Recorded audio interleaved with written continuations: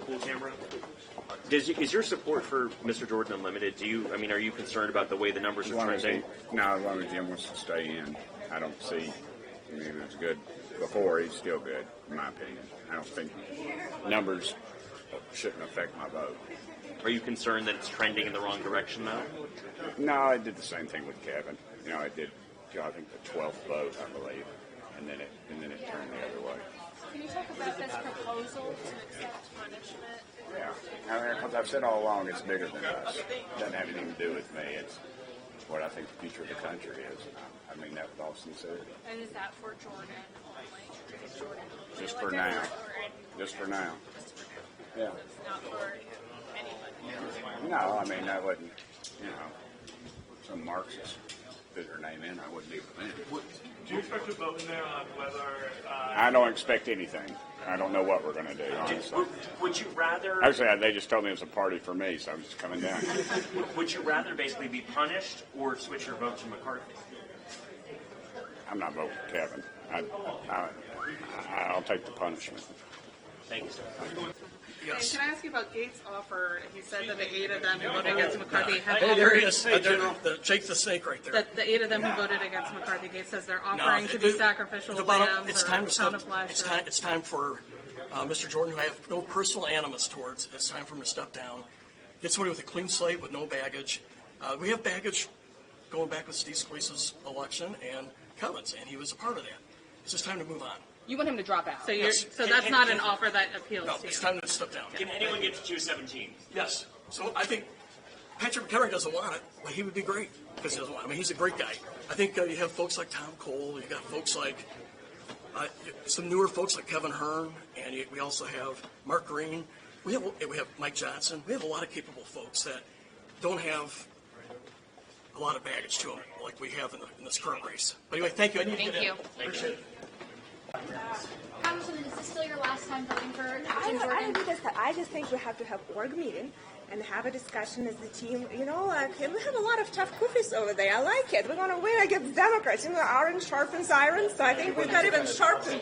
So you're going to still support? Well, listen, we have to have a discussion, but I think my objections always been we need to reconcile differences during our org meeting, where you can actually talk to each other more openly, not grandstanding on the floor.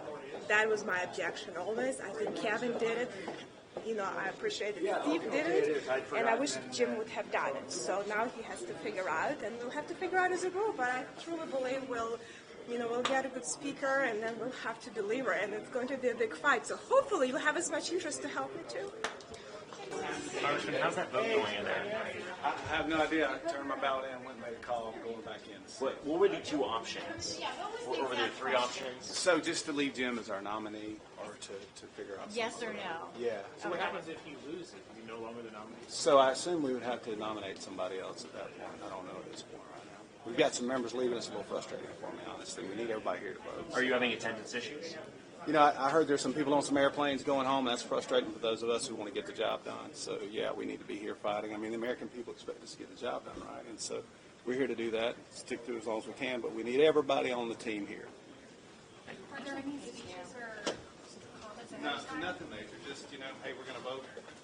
Yes or no. It's almost like that. Congressman Fitzpatrick, can we just chat with you for a quick second? Sure. How are you?